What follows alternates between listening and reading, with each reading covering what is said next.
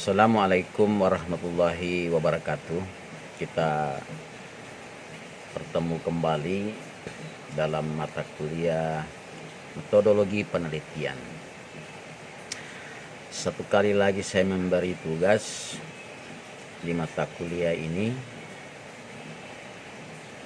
dan selanjutnya nanti akan membuat proposal yang setelah pertemuan ini minggu depan saya akan menjelaskan tentang bagaimana membuat proposal mulai dari daftar isi. Hari ini kita akan membahas topik yang lebih penting tentang populasi dan sampel. Perlu saudara pahami bahwa populasi adalah wilayah generalisasi yang terdiri dari objek atau subjek yang memiliki kuantitas dan karakteristik yang ditetapkan oleh peneliti untuk dipelajari dan kemudian ditarik kesimpulannya. Populasi di sini maksudnya bukan hanya orang atau makhluk hidup, akan tetapi juga benda-benda lain atau variabel-variabel lain.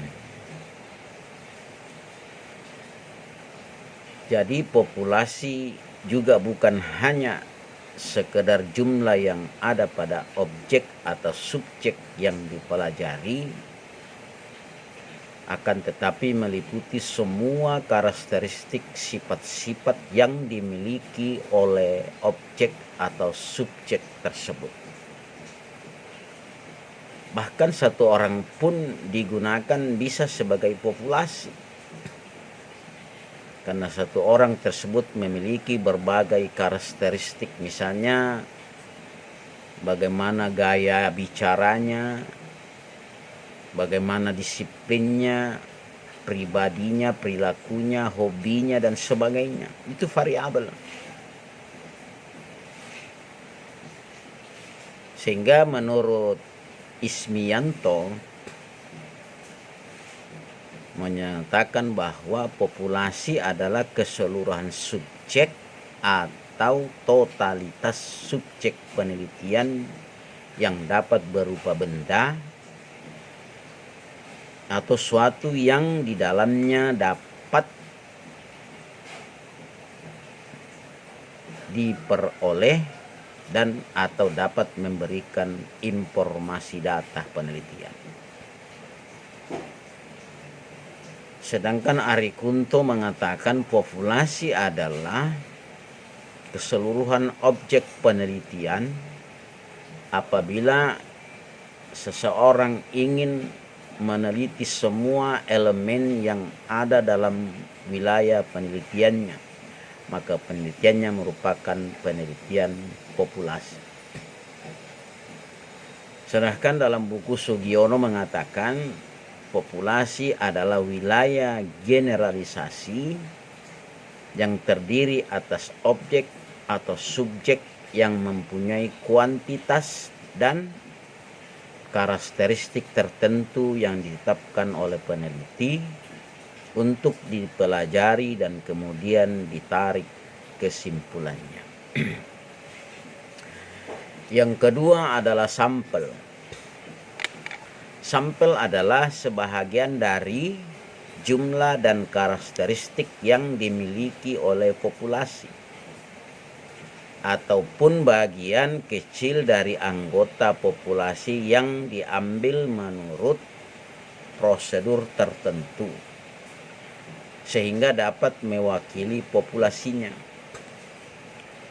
Jika populasi besar dan peneliti tidak mungkin mempelajari seluruh yang ada di populasi, Hal seperti ini dikarenakan keadaannya keterbatasan dana atau biaya, tenaga, waktu. Maka oleh sebab itu peneliti dapat memakai sampel yang diambil dari populasi.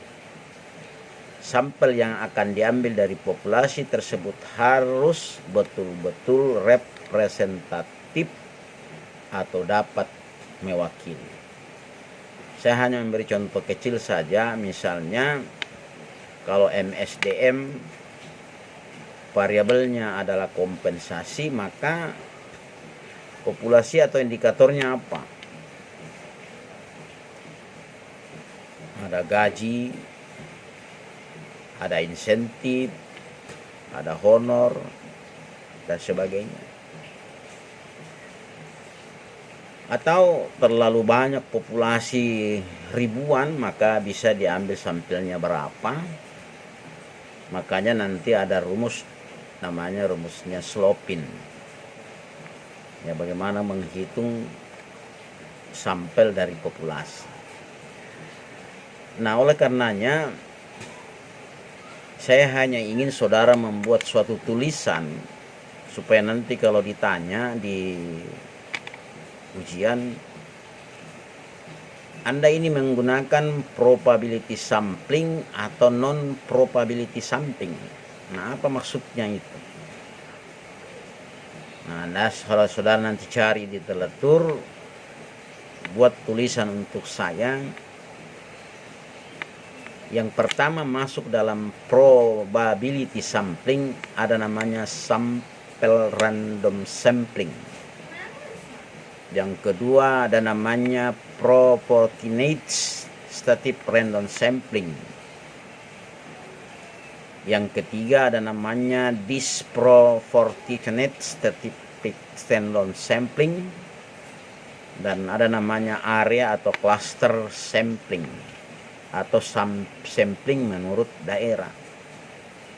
Kemudian yang kedua non probability sampling, ada namanya sampling sistematis, ada namanya sampling kuota, ada namanya sampling insidental, ada namanya purposive sampling, ada namanya sampling jenuh. Nah, ini sampling jenuh paling sering mahasiswa ambil dalam penelitiannya. Maksudnya sampling jenuh itu populasinya sama dengan sampelnya. Kemudian ada namanya snowball sampling. Nah, ini teknik-teknik sampling yang penting Anda ketahui, sehingga perlu Anda tulis lagi, cari definisinya, supaya Anda betul-betul nanti paham pada saat saudara meneliti bahwa apakah Anda masuk pada ranah probability sampling atau masuk pada non probability sampling. Itulah pertemuan kita hari ini, dan pembahasan kita ini saya rasa cukup.